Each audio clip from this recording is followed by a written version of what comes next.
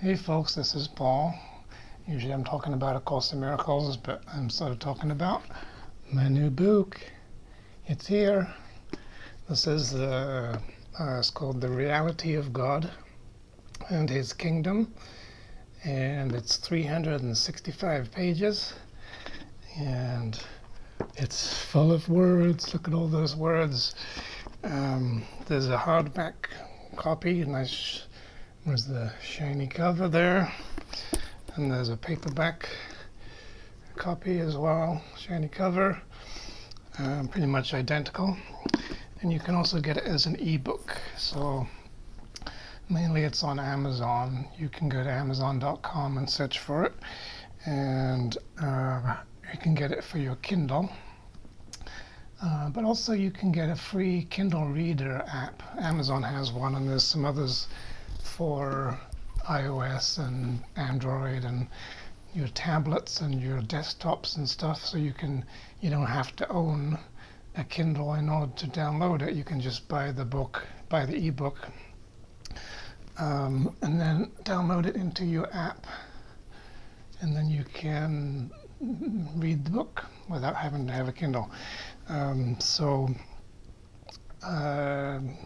Currently, I think the prices are $27.99 for the hardcover, and it's mainly just because the printing costs are much higher for hardcovers. The paperback is $19.99, and the ebook is $9.99. There's the back of the book there. There's me. Oh, and so just wanted to let you know that it's available. But I also wanted to talk a bit about why I made this book. So it's focusing on the reality of God and His kingdom. So if you were thinking in terms of levels, like this is an entirely level 1 book. This is the level of heaven, the level of reality, the level of the kingdom. Totally focuses on the nature of God, His reality, His nature, how He creates, what He creates, the sonship, the Christ, souls, your creations, how we share everything with each other in reality, and all that good stuff. But the reason I wanted to make this is partly because personally I found in my own course practice that when you have a really clear idea of what the truth is, it really, really helps you to clarify and compare and contrast. If this is true, then is this true? And if I know that God is like this, then can this be of God? And if this is what it's like to be my real self, then is this really me being my real self? And so on. It's really, really important to see everything in its proper light, to have a proper perspective and be able to say, I know this is what the light is like, this is what truth is like, this is what God is like. So if that's true, then I can sort of compare that and say, am I being true to myself? Is this part of reality? What is the truth about my brother? Is this an illusion, or is this something that I'm supposed to believe? Sort of stuff. And if you don't have that really clear picture of where we came from, what it was like before the separation, what it means to be your natural self, and how you're supposed to be normally, it's hard to tell whether you're doing this stuff right or not. So I found it really helps a lot. If in my path, it really helped a lot to have to really flesh out a clear picture of heaven and what it's like, so that I can really have something to hold on to and sort of guide me and help me to know, am I doing this right? Am I focusing on the right things? Am I denying the right stuff? Am I relating to other people in the right way? Am I getting the course? Am I focusing on the right things, or am I going off on some weird tangent making mistakes and believing things that aren't true, because I don't have a really clear picture of what the truth is.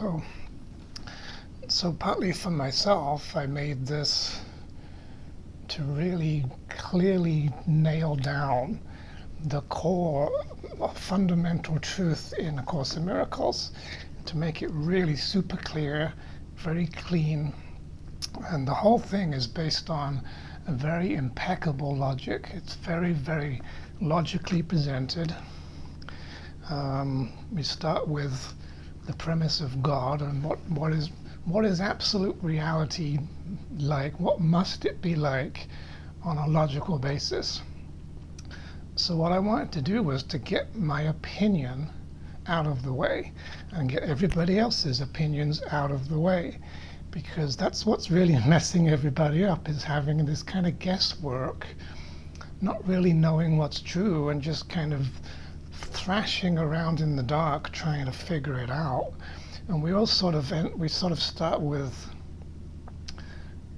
where we're at, lost in the darkness, trying to find the truth, trying to find the light, trying to figure out what is this big picture like. How do I get these pieces of the puzzle to fit together? How can I generalize the learning? What is the overall big truth that I'm supposed to be focused on and moving towards, instead of like we're kind of like lost, and we keep thinking that in our being lost we can find our way back home. But I found that an easier way to do this is to start at the top. Instead of starting in the darkness, we start in the light. We start at the very beginning, starting before the world, before separation, before there even anything went wrong, starting with the very premise, the logical premise of what is God? What is God like? How does God think? How does he create? Why does he do this? What is the mechanism? What is the cause and effect? What is the logical progression? Starting from the very, very most basic definition of even what is truth, what is reality, and starting there, and then working our way logically in a series of deductions, logical conclusions. One thing leads to another, and before you know it, you have God, and then you start realizing that God must be creative and must be whole and must be holographic and must have creations and extensions. It's all part of the real nature. And then finding out that God creates us, and then we must be like God, and we're all sharing with each other, and on it goes. And this actually turns out to be an extremely logical process. It's so explicitly logical. There is no room for guessing or opinions or mistaken views or interpretations. If you just let the logic speak for itself, you find that it leads you to automatically a picture of God's kingdom, picture of reality, what we're really like, that happens to line up perfectly with the Course in Miracles. It's even independently arriving at the same conclusions, not based on Course quotes, not based on finding stuff in the book and then trying to reverse engineer it or trying to figure out what does it say and mean, but just kind of putting the book aside, starting with the truth, starting with the absolute truth, God's nature, step by step in the book. I take you through every little progression of that set of conclusions to arrive at what reality must be like on a logical basis. And it just happens that it lines up exactly, specifically, precisely with everything that A Course in Miracles says, with no contradictions, no confusing paradoxes, no weird clauses or band-aids needed, no strange distortions of some of the things that God says about us having many sons and so on, having many sons. And you find out that if you follow what the book is saying, it leads you to the same conclusions that Jesus is teaching in A Course in Miracles, and it is exactly the same. So it validates, this book validates that A Course in Miracles is true, and it also then is validated by A Course in Miracles. If you believe A Course in Miracles is true, and Jesus knows what he's talking about, it points to the same things that my book says, and therefore validates that the book is true. So it's not a crock of shit. It's not stuff that I've made up. It's not really my opinion. It's stuff that I've had to realize there is a logic behind everything Jesus says. There are reasons why Jesus says what he says. The words in A Course in Miracles are the end result of expressions of and from higher states of him knowing everything. So they're just one form of an expression of that, and this is another form of the expression of the same exact truth. So part of the reason I created this book for you is because a lot of people are so confused and lost in the Course and can't figure out what it's saying and what it means. There are so many arguments, there is so much discussion and debate. There are people who are taking positions and viewpoints that, quite honestly, are completely opposite to what A Course in Miracles says and what the logic says, and are very, very confused and lost. There are people who can't get into the Course because they find it to be too dense and too sophisticated. Jesus is practically a genius in how masterful he is and how much he knows about the ego and everything, that it sometimes is hard to follow, hard to read, hard to understand what is he saying and what does it mean. So for me, I found that gradually, after working my way up from the bottom, from the darkness, trying to piece the pieces together, I had to realize that the words in the Course were just symbolic expressions from a higher metaphysical, logical view that Jesus is coming from, and that behind all of the things he says, all the forms of the things he says, there is a very, very explicitly clear logical basis for everything he says. And you can sometimes see that in some of the things he says very overtly, such as, love has no opposite, or the opposite of love doesn't exist, and so on, because it's all encompassing. And if love exists, there is no fear, and stuff like that. And in terms of cause and effect, if this happens, then that must be true, and if that's true, then this must be true. But then other times Jesus talks in ways that are based on that logic, but the words are a little more decorative and descriptive, and so people sometimes get blinded by the sight of form and fixated on the words and worshipping the words and letting the words tell them what the truth is. But sometimes they don't do that clearly enough. Sometimes you don't pay enough attention to the context. Sometimes you have to read several things across the whole Course because it's kind of holographic to get a more linear, concrete, solid sort of fleshed out view of what it means by this or that. So after a while you start to realize behind these words there is a logic, there is a very, very clear logic. And the Course even says that the Holy Spirit uses logic impeccably. And so in this book I'm using logic impeccably, which means I believe, and this is my claim to fame, that this is so accurate, this is the whole truth, as much as words can encapsulate.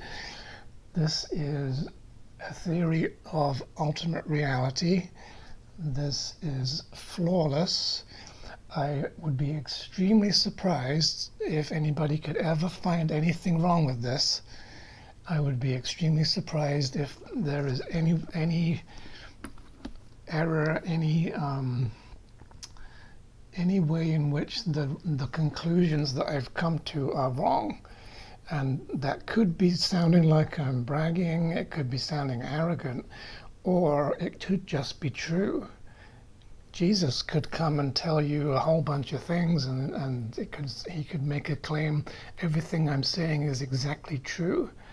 And you could say, well, that sounds arrogant of you, Jesus. Why are you making such a claim? But maybe it is true. Maybe someone does know what the truth is. Maybe Jesus does know. Maybe the logic that I've found behind the Course, the metaphysical, extremely clear and kind of easy to follow once you see it. I take you through it step by step, and I make sure to very carefully build upon the things that I've said before. I think that you'll find, if you read this book, you will have a very difficult time disagreeing with it. I think if you read this book, you'll find that everything is spelled out so flawlessly that it will make perfect sense to you. It'll be very hard for you to see any other possible explanations, any other possible truth, because that's what the logic does. It makes things black and white. It is very clear-cut. It is very definite. It is very committal. It is extremely clear in how I've presented it, to make sure that it's very hard to misunderstand, very difficult to read into it something that it doesn't mean or say. So that was part of the reason I made this book, because so many people are so confused and lost, and especially like beginners to the Course find it very difficult to understand what the hell is the Course talking about. What does he mean? What are levels? What is space-time? Is the world real? And just fundamental questions that we need to have clear answers for. And I found probably I could have saved a decade. I could have saved many, many years if I knew this stuff at the beginning. And a lot of what I've presented here, no one is presenting. A lot of what I've found and what makes perfectly clear sense is only being taught by very few A Course in Miracles teachers. There are still, and there were in the past, and there still are, many Course teachers who are saying a whole bunch of stuff about A Course in Miracles that is mostly true, but with some flaws and with some strange distortions, and it's just a very weird thing that you would think a book, if you read a book like a manual for car repair or something, you'd think, oh, this is what it's saying, and this is what it means, and I do this, and then this happens. But with A Course in Miracles, a lot of people there's so much ego, there's so much distortion, so much filtering, so many false projections, so much baggage from other belief systems that clouds and distorts and filters how people see A Course in Miracles. And all of that stuff takes a lot of time to wade through and sort out, and to question, and is it true? Is it part of the Course's truth or not? And so people are all over the place. It's just incredible, the amount of diversity of beliefs and conflicting beliefs and confusions, distortions, strange misunderstandings, and people are just really kind of struggling with A Course in Miracles. So I thought, okay, I'm going to make this book. It's going to lay it to rest. I'm going to attempt, it's not going to work, of course, but I'm going to try to make a book for the people that gives them a really clear starting point, because you need to start in the light. You've got to start with what is true, because everything that isn't true is hard to identify, hard to recognize, hard to frame correctly, hard to see for what it is if you don't have a clear picture of what things are supposed to be like. So when you're trying to sort out illusions and projections and feelings and guilts and blames and the whole mess of the ego, it's very confusing and there's a lack of context. There's a lot of it's like being insane to try to figure out, to sort of find your way through it all and get to the light, which is what we're all trying to do, is just to get back to the truth and the light. So why don't we start in the light, in the truth? Start with God, start with what is real, get some really clear definitions, piece it together and flesh out a nice solid foundation in your mind. This is what reality is like, this is what's possible, this is what's real, this is the truth, this is what's included in the truth, and this other stuff isn't. And get a really, draw some lines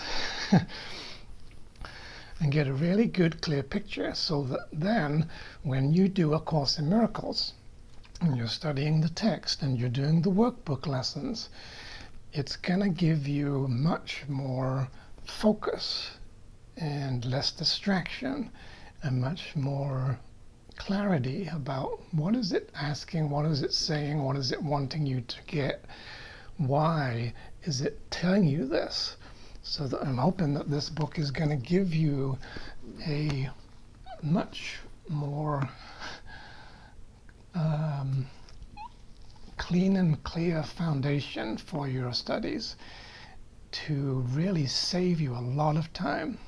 Because honestly, I've been doing this for more than 20 years, and most of that time was spent trying to figure out what the heck the Course is even saying, and fighting with people and having wars on Facebook about who's right and wrong and what does it really mean and why does it mean that, and some really intelligent people and some really dumb people and all kinds of people in between.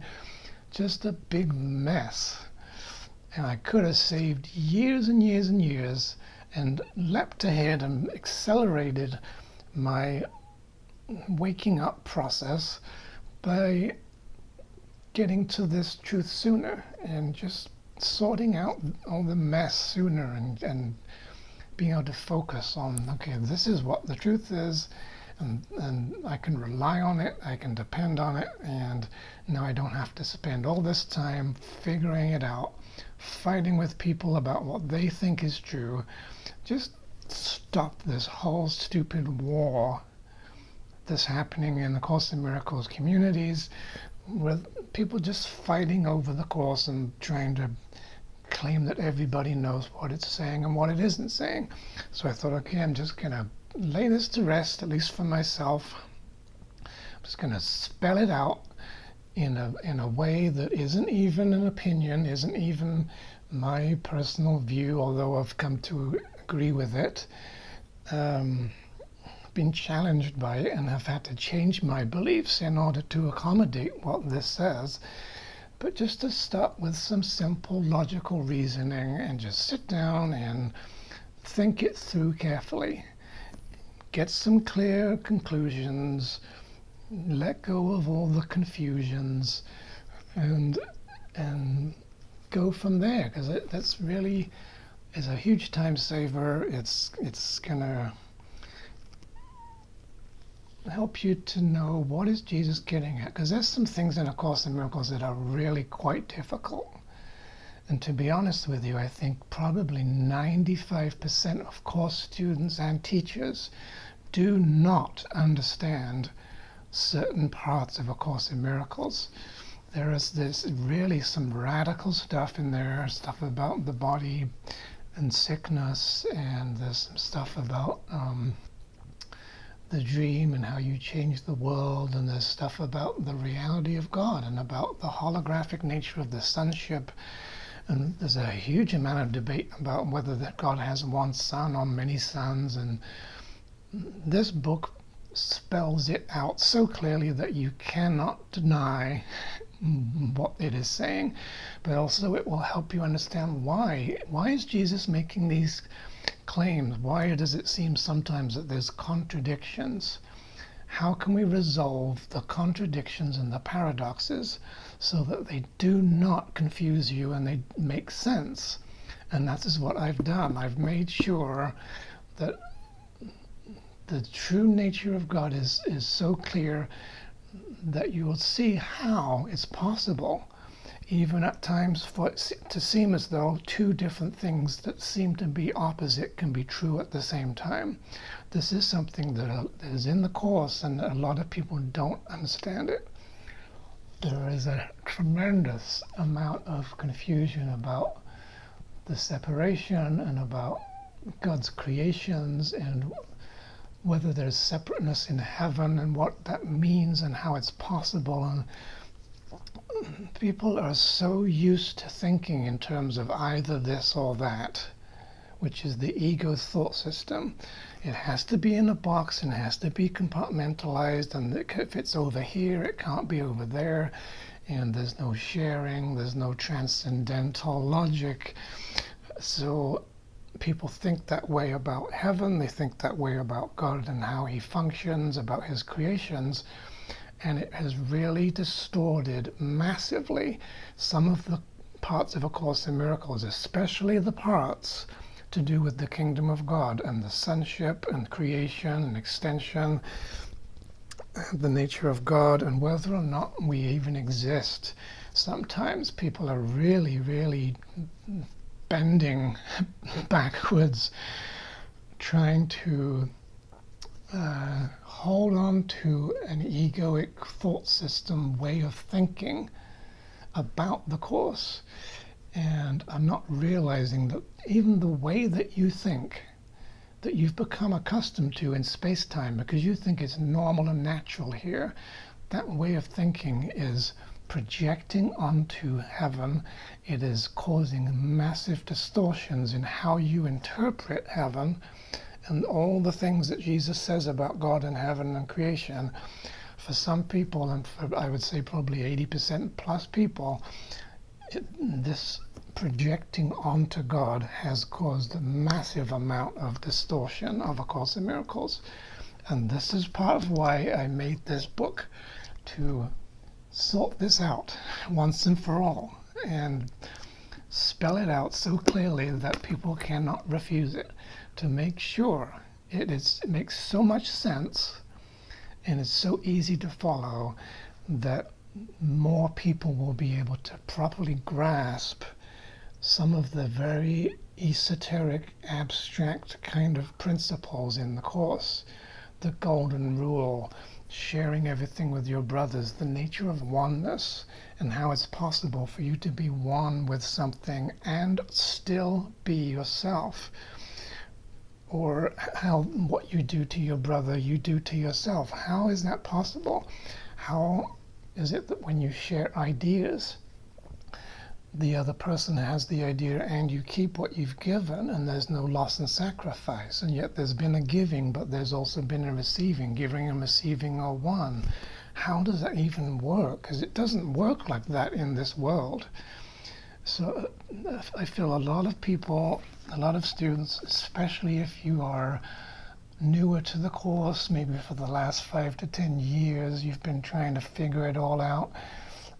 Even some of the people that have been doing it for decades are unfortunately going off on some pretty wild tangents and need some corrections. So you're not supposed to correct your brothers, but it is possible that some people are mistaken.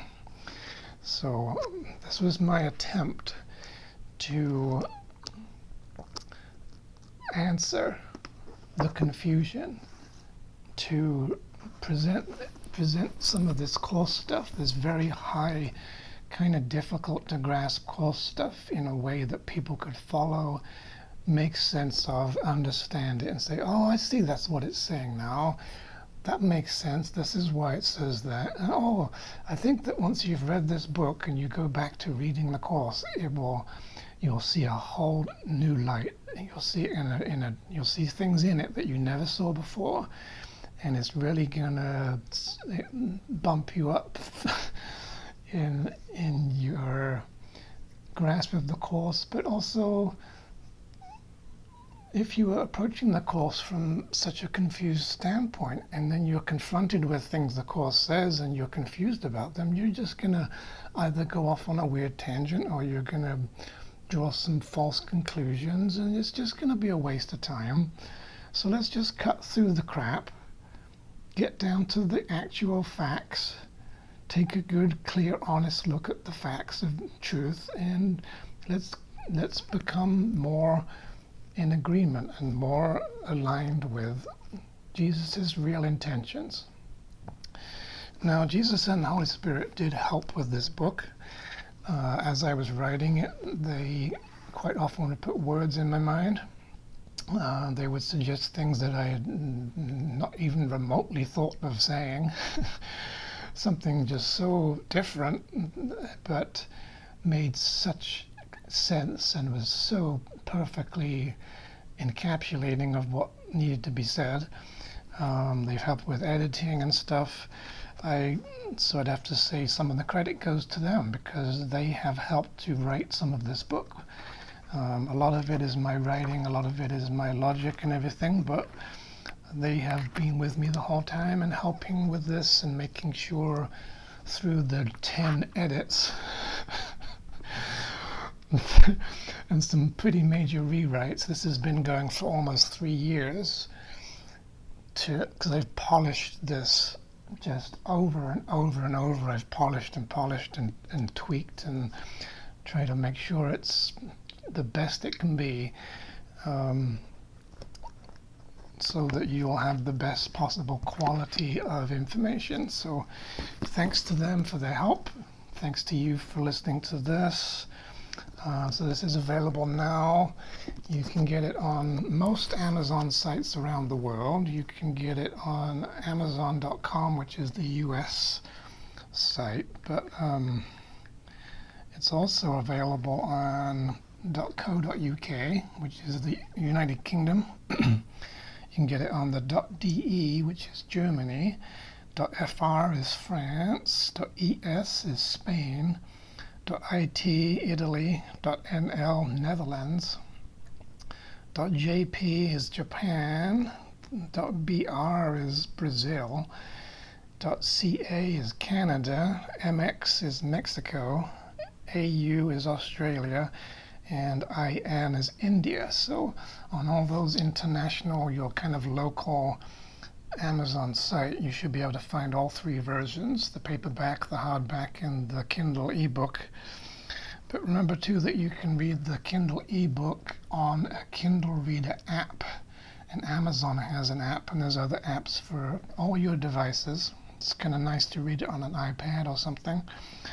But it's also available, the ebook is also available on Apple iBooks. So in the Books app, you can go find it there on your Mac or your laptop or your iPad or your phone. It's on Barnes & Noble as an ebook. It's on Booktopia, which is an Australian ebook site. It's on Fable. On Kobo Plus, which is pretty popular, and also on Scribd, which I think you have a subscription for. You can also now find the paperback copy in bookstores, but only if the bookstore has decided to stock the book. So it's not as though I've pushed it into the bookstores and given them some copies. They have to actually decide to sell the book, so you probably won't find it on the bookshelves unless it becomes super popular. But you could go to your bookstore and request a copy of the book. There is an ISBN number 978-108-815-4182. 978-108-815-4182 from Ingram Spark, you could request a copy of it and they could special order it for you to your local bookstore. And this should be in a whole bunch of different bookstores all over the place, all around the world. So that's about it. Hopefully you find this useful. I'm going to keep this video a bit shorter. If you would like to support me in my Course in Miracles work, sharing and helping people, I get about $7 or $8 per book sale, and the rest of it goes to Amazon for printing and royalties and stuff. So it's available now, and it's already sold, I think, 50 copies as of today, which is kind of nice. So thank you everybody that's bought a copy. I really appreciate it. And if you go to my website, which is miraculousliving.com, miraculousliving.com, I've added a little store page where you can go look at the book a little bit and get some information, and I'll give you all these links to these websites and where you can find it and so on. There we go. So hopefully, I really hope this book helps A Course in Miracles students to find their way back to God faster and more efficiently, and without so much struggle, without so much confusion, difficulty, and to just really reduce the arguments and the fighting and the just all this bizarre conflict that just is happening amongst Course people, because people are so lost and confused about what is it saying and what is it meaning. Let's just lay it to rest and come to an agreement that this is what it says and means, and we'll go from there, and that will be helpful. But of course, everybody's entitled to their own opinions, so thank you for listening, and have a good rest of your life. Happy weekend or whatever. And there's my book. There's my other book. See you soon. Thanks. Bye.